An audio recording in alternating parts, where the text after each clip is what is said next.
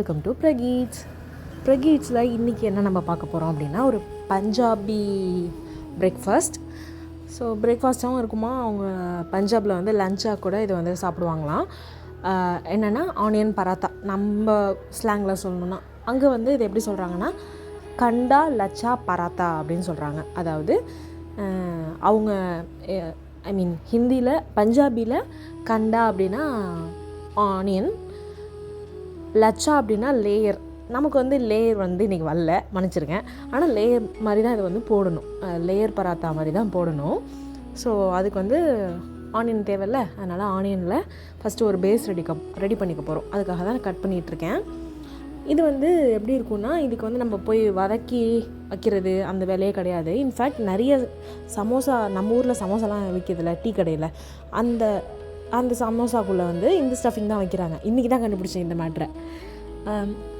என்னமோ இருக்கே, எங்கேயோ மிஸ் ஆகுது அப்படின்னு நான் வந்து அந்த சமோசா என்னைக்காச்சும் நம்ம வீட்டில் செய்யும் போதோ இல்லை சாப்பிடும்போது எனக்கு தோணிகிட்டே இருக்கும், ஏதோ ஒன்று இருக்குது, கண்டுபிடிக்க முடியலன்னு நினச்சிட்டு இருந்தேன். இன்றைக்கி தான் கண்டுபிடிச்சேன். இந்த ஸ்டஃபிங்கை தான் வந்து நம்ம ஊர் சமோசாவில் வந்து வச்சுட்டு விற்றுட்ருக்காங்க. கண்டுபிடிச்சிட்டேன். நீங்களும் வந்து எனக்காச்சும் சமோசா செஞ்சிங்கன்னா இந்த மாதிரி ஸ்டஃபிங்கே செய்யுங்க. அதுக்கு வந்து ஃபஸ்ட்டு நான் இன்றைக்கி வந்து 2 பராத்தா செய்கிற அளவுக்கு தான் எல்லாமே மெஷர்மெண்ட்லாம். ஸோ அதுக்காக ஒரு பெரிய வெங்காயம் எடுத்துக்கிறேன், அப்புறம் 2-3 பூண்டு பல் எடுத்துக்கிறேன். அதையுமே சின்ன சின்னதாக கட் பண்ணிடுறேன். இவ்வளோ தான். இது மட்டும் இருந்தாலே போதும். இதுக்கப்புறம் நம்ம மசாலாலாம் சேர்க்க போகிறோம். இதை வந்து நம்ம ஸ்ட்ரெயின் பண்ணிடணும், அந்த வெங்காயத்தை, அதில் இருக்க தண்ணியெல்லாம் உறிஞ்சி எடுத்துடணும். அதுக்காக கொஞ்சம் நேரம் இதில் வச்சுட்டு நம்ம போய் மாவு பசஞ்சிட்டு வந்துடலாம். அதுக்காக நான் இதில் வைக்கிறேன். இப்படி வச்சா வந்து தண்ணியெல்லாம் கீழே வந்துடுமா அப்படின்னு கேட்டிங்கன்னா இல்லை, இதை வந்து நல்லா புளிஞ்சு விடணும். ஸோ கொஞ்சம் நேரம் இருக்கட்டும், அப்போ தான் வந்து தண்ணியெலாம், அந்த மாய்ஸ்சர்லாம் வெளில வந்து தண்ணியை எடுக்க முடியும். ஸோ அதனால் அப்படியே வச்சுட்டு நம்ம போய் இப்போ மாவு வந்து ரெடி பண்ணிடலாம். நான் வந்து மைதா மாவுலாம் எடுத்துக்கல, மைதாலேயும் பண்ணலாம். மைதாவில் தான் மெயினாக பண்ணுறாங்க அங்கெல்லாம். நம்ம வந்து கோதுமாவே எடுத்துக்கலாம் இன்றைக்கி. ஸோ கோதுமை வந்து வீட்டில் அரைச்சது தான். அதில் வந்து 1.5 கரண்டி அளவுக்கு எடுத்துக்கிறேன். அது ஏன்னா 2 பேருக்கு உள்ள 2 பராத்தா வர மாதிரி தான். ஸோ அதில் கொஞ்சம் உப்பு போட்டு தண்ணி ஊற்றி பிசைய வேண்டியதான். சப்பாத்திக்கே பிசைஞ்சாலும் இதையும் ஆட் பண்ணி பிசைஞ்சிக்கிறத விட இது மாதிரியே கொஞ்சம் உப்பும் தண்ணியும் மட்டும் ஊற்றி பசைங்க. எண்ணெய் இந்த நேரத்தில் ஊற்றாதீங்க. நல்லா பிசைஞ்சு வர நேரத்தில் 3/4 முடிச்சிட்டிங்க அப்படின்னா அந்த நேரத்தில் கொஞ்சமாக எண்ணெய் ஊற்றி பிசைஞ்சிட்டிங்க அப்படின்னா நல்லா சாஃப்டாக இருக்கும். ஸோ அப்படி தான் வந்து அம்மாவும் பிசைவாங்க. ஸோ அது மாதிரி நம்ம பிசைஞ்சு எடுத்துக்கலாம். மைதாவாக இருந்துச்சுன்னா மட்டும்தான் ரொம்ப சீக்கிரமாகவும் செஞ்சிடலாம். அதுக்கு இதை வந்து நீங்கள் எண்ணெயெல்லாம் ஊற்றி தான் பிசையணும். ஆனால் கோதுமை பிசையும் போது இப்படியே பிசைஞ்சால் போதும். ஸோ தேவையான அளவுக்கு தண்ணி எண்ணெயெல்லாம் சேர்த்து ரெடி பண்ணி வச்சாச்சு. ஸோ இந்த பக்கம் வந்து நான் ஆனியனையும் நல்லா வந்து புளிஞ்சு எடுத்துகிட்டு வந்து வச்சு அதில் இன்னொரு பாத்திரத்தில் போட்டேன். அதையே வந்து பூண்டையும் போட்டாச்சு. இந்த நேரத்தில் கொஞ்சம் மசாலா போடலாம். என்னென்னு சொல்கிறேன். இப்போ வந்து மிளகாத்தூள் வந்து ஒரு 1 டீஸ்பூன், அதுக்கப்புறம் வந்து மஞ்சத்தூள் 1/2 டீஸ்பூன், அதுக்கப்புறம் மல்லித்தூள் 1 டீஸ்பூன், அதுக்கப்புறம் உப்பு, அப்புறம் கரம் மசாலா, அப்புறம் சீரகத்தூள் 2மே 1/2 டீஸ்பூன். இதுதான் வந்து சீரகத்தூள். இதுக்கப்புறம் வந்து கரம் மசாலா, அதுவும் ஒரு 1/2 டீஸ்பூன். எல்லாத்தையும் ஒன்றா சேர்த்து கையாலேயே அப்படி கலரிக்க வேண்டியதான்.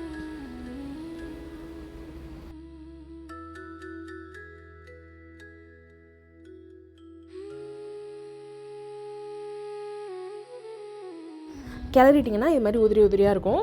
இப்போவே உங்களுக்கு வந்து ஸ்மெல்லு வந்துடும்.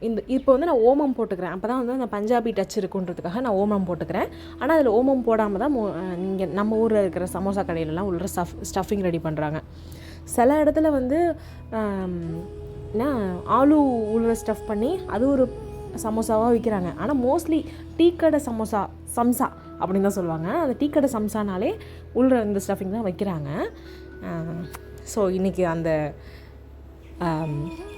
சீக்ரெட்டை கண்டுபிடிச்சிருக்கோம் நம்ம.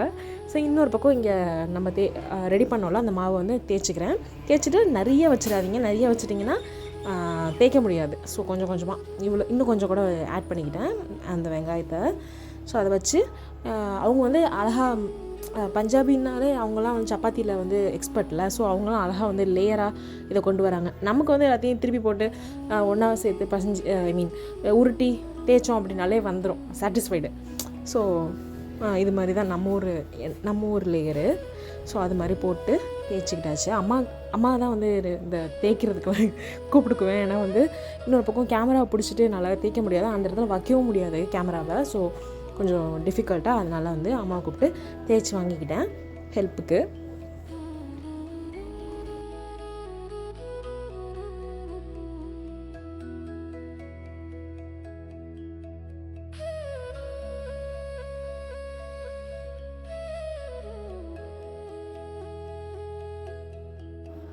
உள்ற வச்ச வெங்காயம்லாம் உள்ளே இருக்கணும்னு இல்லை, வெளில வந்தாலும் பிரச்சனை இல்லை, நம்ம இது அதோடய ஒட்டிக்கும். ஸோ அதனால தான் வந்து தண்ணியெல்லாம் உறிஞ்சி எடுத்துடணுங்கிறாங்க, இல்லைனா அதுவும் சேர்ந்துக்கிட்டு ஒழுங்காகவே வராது. ஸோ ஃபஸ்ட்டு நம்ம நல்லா தண்ணியை புளிஞ்சு வெங்காயத்துலேருந்து எடுத்துகிட்டு அதுக்கப்புறம் மசாலாலாம் போட்டால் தான் அதுவும் போய் கோட்டாகும், இதோட ஒட்டும். அதுக்காக தான் அப்படி பண்ணுறது. ஸோ வந்து இங்கே தோசை தவாவில் வந்து போட்டாச்சு. போட்டுட்டு எண்ணெயாவது இல்லை நெய்யாவது கூட போட்டுக்கலாம். மோஸ்ட்லி அங்கெல்லாம் நெய் தான் யூஸ் பண்ணுவாங்க இந்த சப்பாத்தி போட்டு எடுக்கிறதுக்கு. இல்லைனா மஸ்டர்ட் ஆயில், அந்த கடுகு எண்ணெய் தான் அங்கே மோஸ்ட்லி பயன்படுத்துவாங்க. நார்த்துனாலே அதான். ஸோ அது கூட இந்த நேரத்தில் அவங்க சேர்த்துக்குவாங்க. அப்போ தான் வந்து அந்த ஃபுல் டச், பஞ்சாபி டச் வந்து நமக்கு கிடைக்கும். அதனால் ஸோ திருப்பி போட்டு எடுத்துகிட்டு நெக்ஸ்ட்டு வந்து எப்படி இருக்குன்னு காட்டுறேன்.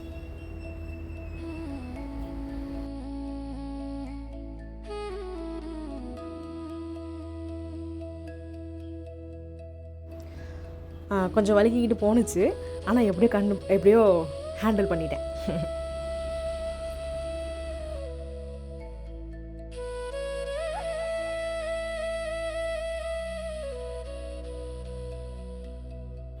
மெயினாக வந்து இதுக்கு எந்த ஒரு சைட் டிஷ்ஷும் தேவை கிடையாது. அழகாக செஞ்சோமா, போட்டோமா, எடுத்தோமா, சாப்பிட்டோமான்னு இருக்கும். லஞ்சாக கூட நம்ம எடுத்துகிட்டு போகலாம். லஞ்ச் பாக்ஸுக்கு இது ஒரு பர்ஃபெக்டாக இருக்கும். ஸோ கண்டிப்பாக அதை ட்ரை பண்ணி பாருங்கள் வீட்டில். அடுத்த வீடியோவில் வந்து உங்கள் எல்லோரையுமே நான் மீட் பண்ணுறேன். அது வரைக்கும் பாய்.